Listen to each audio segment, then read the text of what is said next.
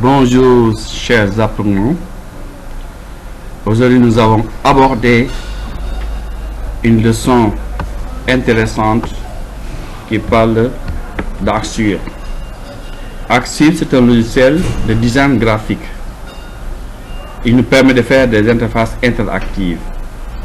Donc nous allons découvrir Axure, voir les astuces d'Axure, les propriétés d'Axure et comment nous allons utiliser Axure pour réaliser des interfaces interactives. Je vous prie de bien suivre cette leçon et on va découvrir Axure. C'est parti. Axure est un logiciel de prototypage.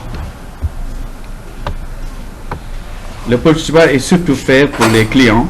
Il s'agit de faire comprendre aux clients là où on veut l'amener. Pour cela, Axure nous permet de faire des prototypes. Et je pense que vous connaissez ce que c'est un prototype. Sinon, je vous pose la question, c'est quoi un prototype? C'est quoi le prototyping? C'est passer d'un prototype figé vers un prototype interactif. Pourquoi utiliser Axure? On utilise Axure pour réunir les conditions logiques qui permettent de faire des interactions. On peut se poser la question à savoir, c'est quoi le design? Le design est une étape complète de la création. Le design permet de passer d'un questionnement, d'un problème, pour aboutir à une solution. Le schéma maintenant entre les deux est assez complexe. C'est pourquoi on fait appel à un logiciel de prototypage.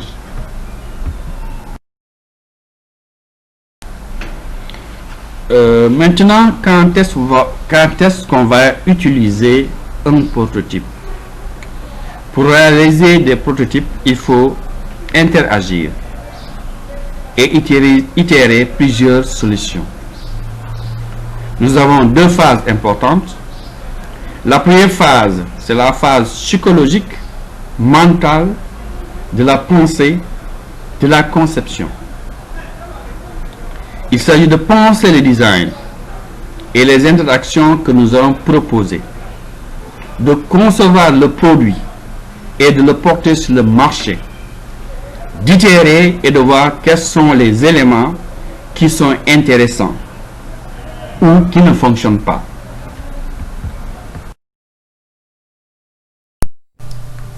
Le prototypage, c'est quoi? Le prototypage vient pour confirmer et tester les intuitions qu'on a. Un designer fonctionne toujours par intuition.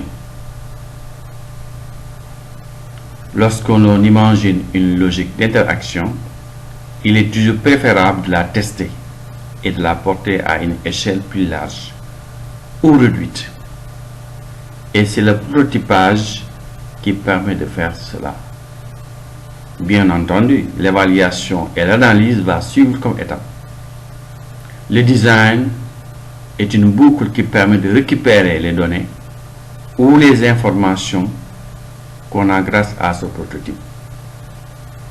Et on les fait itérer, les améliorer et les affiner. Cette façon de voir cette boucle est intéressante et essentielle. Cela nous permet de voir que le design n'est pas seulement la dernière étape de la création, mais c'est tout un processus. Nous allons maintenant parler un peu Axure. Axure est un logiciel qui permet de faire des wireframes. C'est le chemin entre la réflexion et le design abouti. La logique des pages. Comment Axure permet d'avoir une arborescence des pages, les widgets, les éléments de mise en forme, les masters, les éléments qui reviennent souvent pour avoir une cohérence dans les différentes pages et les conditions logiques qui permettent de faire les interactions et d'avoir des pages dynamiques.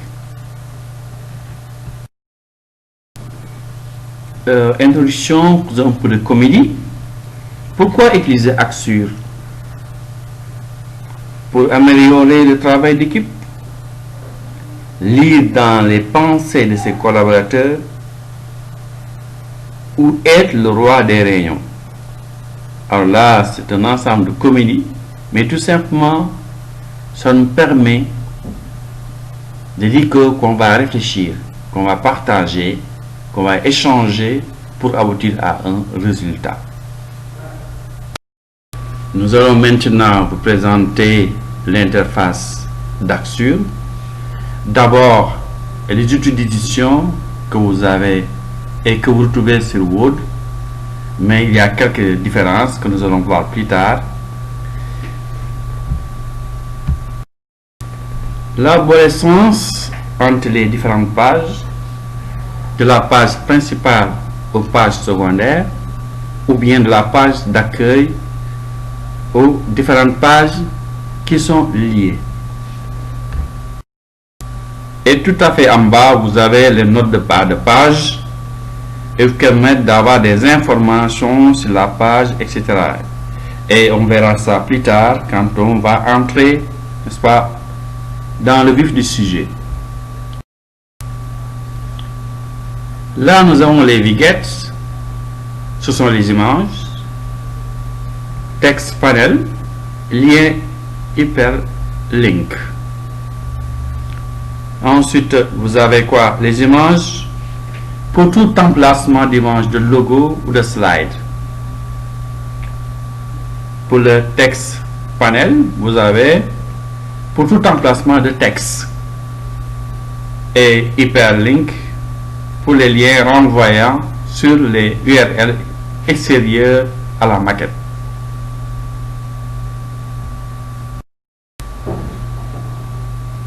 Toujours pour les widgets, vous avez les tables,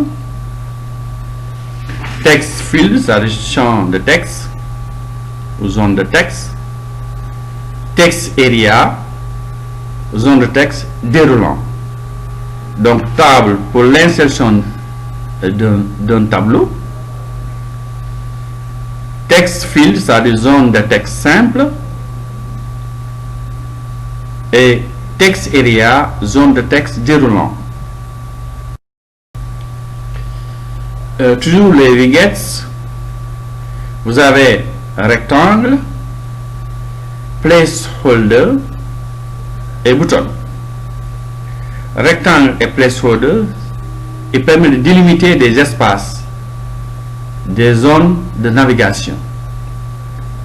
Pour les boutons, vous avez à créer un bouton cliquable ou plusieurs boutons cliquables.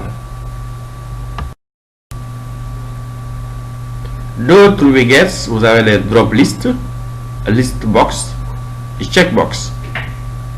Drop list, c'est pour créer une liste de réponses à un formulaire. Listbox permet de créer une liste avec un défilement différent. Checkbox, ce sont les cases à cocher pour les formulaires. Par exemple, oui ou non.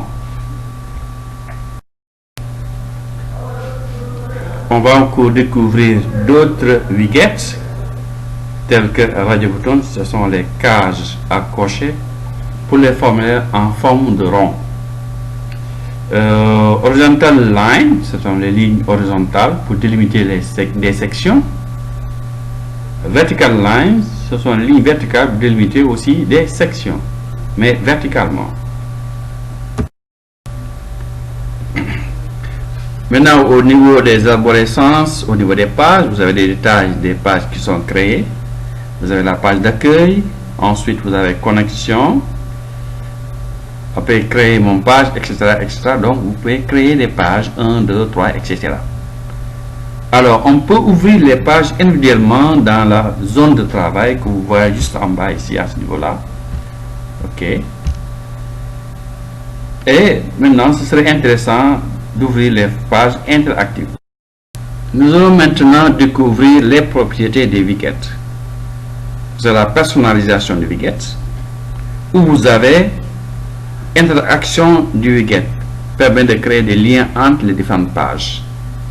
Donc cette zone-là, personnalisation du widget, permet de créer, n'est-ce pas, des liens entre les différentes pages, soit par clic ou, n'est-ce pas, par la souris, etc., etc. Alors, toujours pour la création de liens, on déplace la souris tout simplement, ou bien on clique, ou bien on passe dessus, et tout ça, ça permettra d'ouvrir ou de fermer les pages, de passer d'une page à une autre. Outils d'édition, donc des outils comme sur Word, donc il n'y a pas de trop de grande différence, la mise en forme, etc., etc. Pour les lettres, etc., etc. Donc vous pouvez travailler pour la mise en forme, n'est-ce pas? Et là, vous avez les mêmes éléments pour Word. Alors, donc si vous maîtrisez le pack Office, donc là, il n'y a plus de problème. C'est comme si Access serait vraiment un jeu d'enfant. Et vous allez voir. Hein? Pour les notes de bas de page, ceci nous permettra d'écrire des commentaires et de prendre des notes sur chaque partie du développement de la maquette. Et aussi, c'est très pratique lorsque l'on travaille en équipe. Ce que nous allons faire d'ailleurs, chers apprenants. Donc, nous allons travailler en équipe pour avancer, n'est-ce pas, dans l'interactivité. Et ce serait très intéressant. Je vous souhaite de bien suivre. Alors, pour l'apprécier du navigateur, vous avez une touche que vous connaissez tous, la touche F5. Deuxièmement, choisir son navigateur. Les liens sont actifs, les boutons cliquables, la navigation se fait comme si le site était en ligne. On retrouve l'arborescence et les notes de bas de page. Donc maintenant, je pense qu'on pourra carrément démarrer ce logiciel Axure et je vous souhaite une bonne.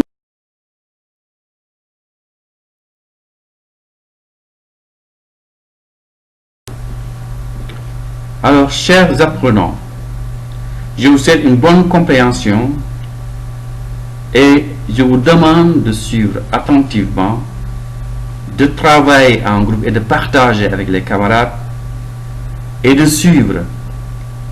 Je pense que nous allons aborder carrément ce logiciel, apprendre l'interactivité, donc les interfaces interactives, et ça nous permettra, n'est-ce pas, d'avancer dans la compréhension, d'autant plus que vous avez, je crois, fait, n'est-ce pas, un peu de développement web.